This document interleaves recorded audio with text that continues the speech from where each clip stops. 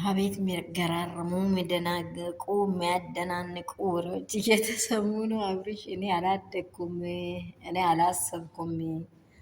እኔ ወደ ሽምግልና ሊሄድ ገና ነኝ። እናቴ ተረጋጊ ብሏታል ሄርሜላን። ተረጋጊ፣ መረጋጋት ይሻልሻል። እኔ በችኮላ የታጠቅኩት ልብስ መቼስ መውደቁ ስለማይቀር እኔም መላመንኩም አንቺን የሚያሳምን ነገርም እያየው አይደለም።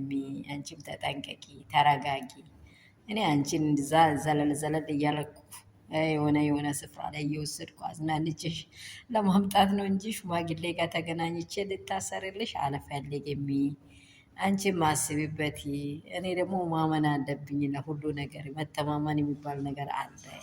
አንቺንም አላመንኩም፣ የኔም ውስጥም አላሳመንኩም ብሏታል። እንግዲህ ሄርሜላን እንግዲህ ጉዱ ፈላ። ምን እንደምትሆን አንዳንዴ የቸኮለ ጅብ ቀንድ ይነክሳል እንደተባለ መጀመሪያ አርግዣለሁ፣ ድጋሚ ሽማግሌ ላክ።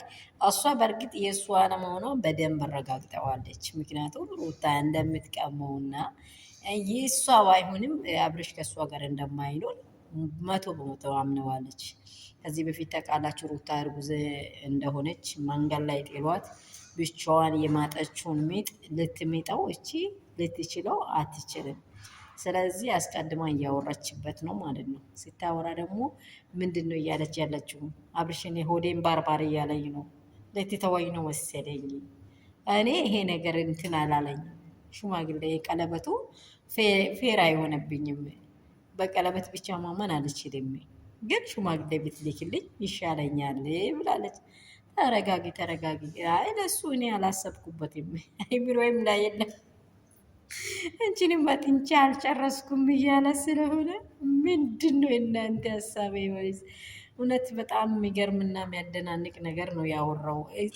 በእሷ ውስጥ ያለውን ነገር እንደዚህ ሟጥቶ አውርቷታል ማለት ነው። እንድታውቀው እየነገራት ነው ማለት ነው። ሰላም ሰላም ቤተሰብ እንደምን አላችሁ? ሁሉ ሰላም፣ ሁሉ መልካም ነው ወይ? እኔ ጋር ሁሉ ሰላም ነው። ሰላማችሁ ብዝት ትርፍርፍ ይበልላችሁ። በዓለም ዙሪያ ያላችሁ ውድና እንቁ የሆናችሁ የሀገር ውስጥ በሀገር ውጭ ያላችሁ የእኔ ኬኮች የሩትዬ ውዶች ሰላማችሁ ትርፍርፍ ብዝት ይበል። እውነት መቼም አትደበቅም፣ መውጣቷም አይቀርም።